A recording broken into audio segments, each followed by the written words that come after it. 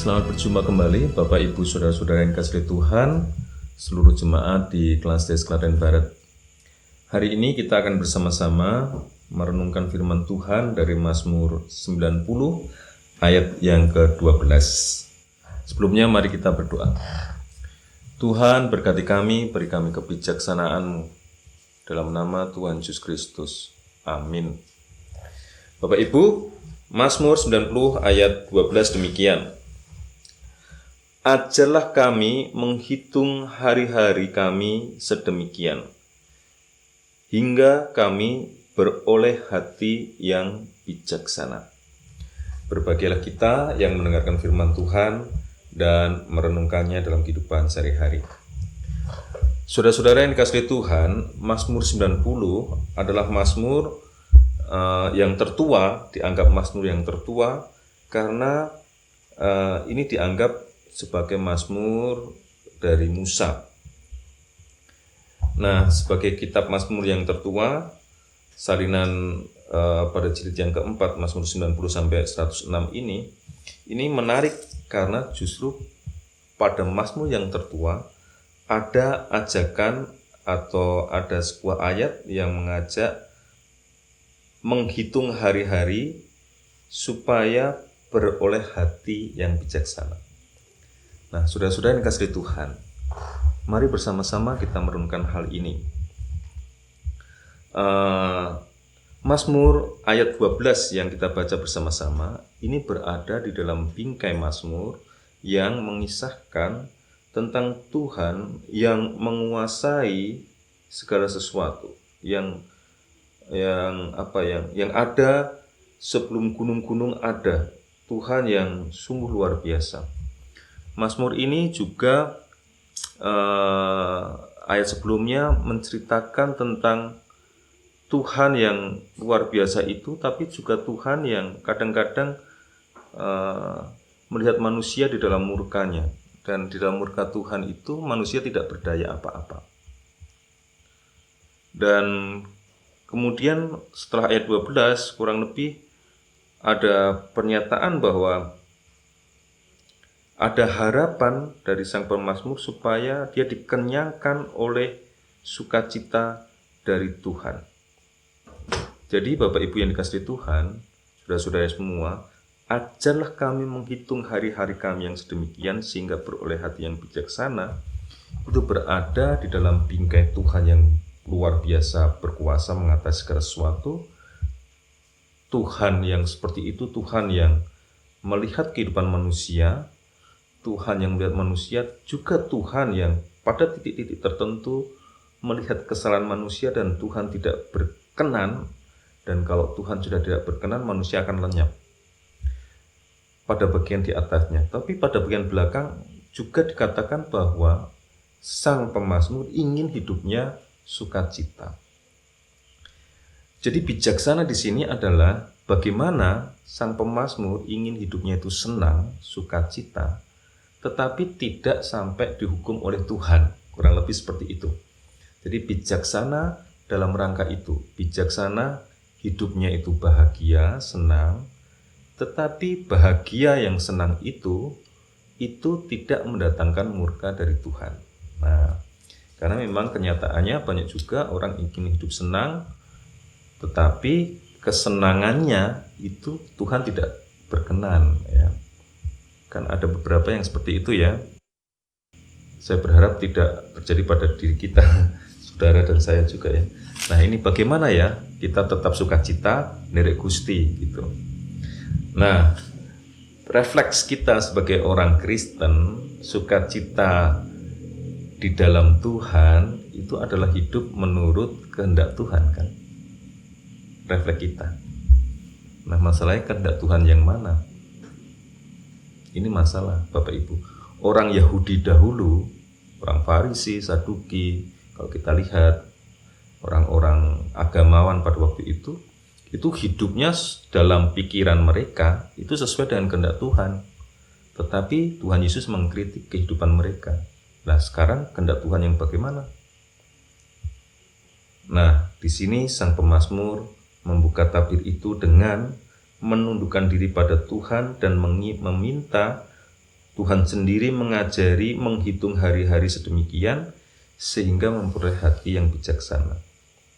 Sang pemazmur dengan demikian menyadari keterbatasannya sebagai manusia dan pikiran-pikirannya juga itu, dan meminta Tuhan mendidik dia seperti yang Tuhan kehendaki untuk melihat masa-masa lalunya dan akhirnya mendatangkan kebahagiaan, mendatangkan kebijaksanaan yang berujung pada kebahagiaan yang seturut dengan kehendak Tuhan.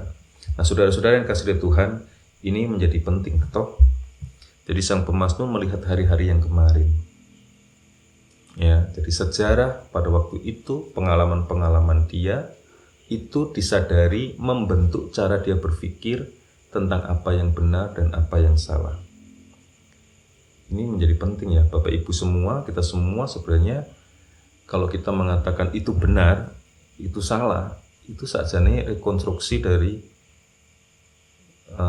pengalaman sosial yang kita miliki.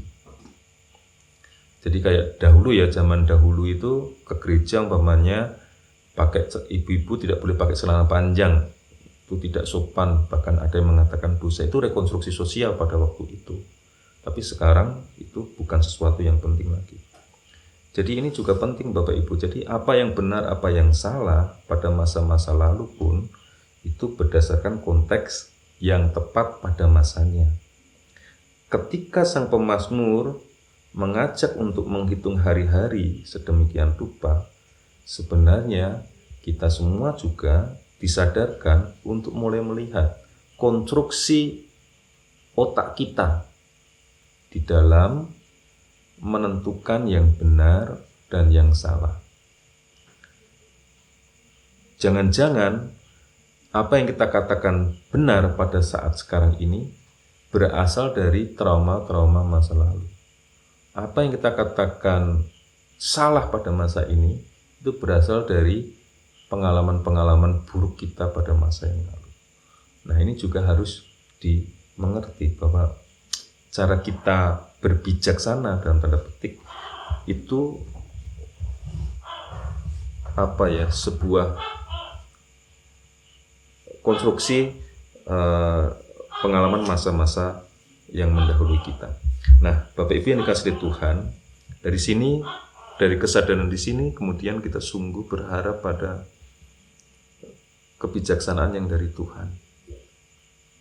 Kita membutuhkan Tuhan mengajari kita sedemikian rupa sehingga kita mengerti apa yang Tuhan kehendaki dan yang mendatangkan sukacita bagi kita. Intinya, bagaimana sih kita sukacita tapi tetap seturut dengan kehendak Tuhan? Gitu. Bagaimana kita senang seturut dengan kehendak Tuhan? Nah, Bapak Ibu yang dikasihi Tuhan, itu masalahnya terletak pada sejauh mana kita cerdik pandai melihat masa lalu kita masing-masing, dan kemudian kita menilai dari mana sih pengetahuan-pengetahuan baik dan buruk saya, dan kemudian menentukan mana yang mendatangkan sukacita yang mulia di hadapan Tuhan. Kuncinya apa Bapak Ibu yang dikasihi Tuhan? Kuncinya adalah mari beranilah melihat diri kita dan masa lalu kita masing-masing. Kemudian kita menimbangnya, di manakah titik-titik sukacita yang ada di masa lalu kita, yang apakah itu mulia, apakah itu tidak. Saya akan kasih contoh gini. Seingat saya merasa sangat senang dan bahagia. Itu kan sukacita kan? Coba dicek apa yang menjadikan ibu bapak sukacita. Kalau pengalaman saya pernah merasa senang dan bahagia, gembira sekali ketika saya berhasil membantu orang lain. Saya dulu pernah membantu anak asuh saya itu ya, yang sekarang di Semarang. Pada masa-masa remaja dia yang sulit, ya dia berhasil sekolah lagi, berhasil lulus, itu senang sekali. Saya merasa senang. Nah, itu contohnya ya, pengalaman masa lalu yang seturut dengan kehendak Tuhan saya rasa, ya kan? Nah, Bapak Ibu semua saudara-saudara silahkan cek pengalaman itu diuji lagi. Dulu saya juga pada titik tertentu, saya dulu pas SMA pernah merasa senang bolos sekolah gitu ya, berhasil bolos sekolah dan berhasil dimarahi guru gitu ya. Itu menyenangkan, tetapi itu ya tidak tepat kan. Jadi mari kita melihat, mengujinya lagi. Kalau memang itu mengandung nilai mulia, ya kita tetapkan dan kita kerjakan terus-menerus. Kalau itu kira-kira pengalaman itu senang dan berakibat destruktif, berakibat buruk, ya itu pantas kita lepaskan dan tidak kita ikuti lagi. Kurang lebih seperti itu Bapak Ibu yang dikasihi Tuhan. Silahkan melihat sejarah ibu masing-masing, sejarah saudara masing-masing pada masa lalu. Kan itu sudah ada buktinya itu ya. Ini senang tetapi kok berakibat buruk bagi orang lain, berakibat buruk bagi diri saya, berakibat buruk bagi keluarga. Ini senang tapi berakibat baik bagi banyak orang. Nah, silahkan pengalaman Bapak masing-masing belajar dari sang pemazmur ini, kita akan dapat mengetahui mana sih kesenangan yang seturut dengan kehendak Tuhan dan yang tidak. Buah-buahnya sudah kita miliki dari karya-karya kita pada masa lalu.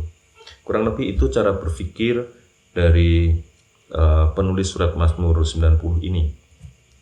Silakan Bapak Ibu, kalau kita mau belajar dari Mazmur 90, renungkan sejarah ibu bapak semua, amati kesenangan-kesenangan masa lalu, dan amati hasil-hasilnya.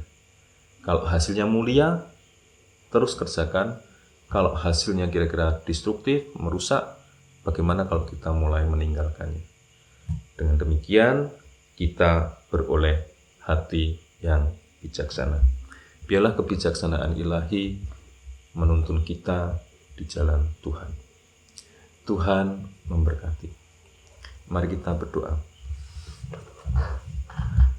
Tuhan, ajari kami menghitung hari-hari kami. Ajari kami melihat pengalaman-pengalaman hidup kami. Ajari kami mendata kesenangan-kesenangan yang pernah kami alami. Dan ajari pula kami melihat dampak dari kesenangan yang kami alami. Dan ajari kami menguatkan kesenangan-kesenangan yang kami alami yang mendatangkan berkat bagi banyak orang. Teguhkan ya Tuhan, supaya kami lebih bijaksana ketika kami mengerjakan hidup kami di masa depan. Terima kasih Tuhan, kami sungguh mohon berkat pertolongan-Mu. Kasih kami kepadamu Tuhan. Amin.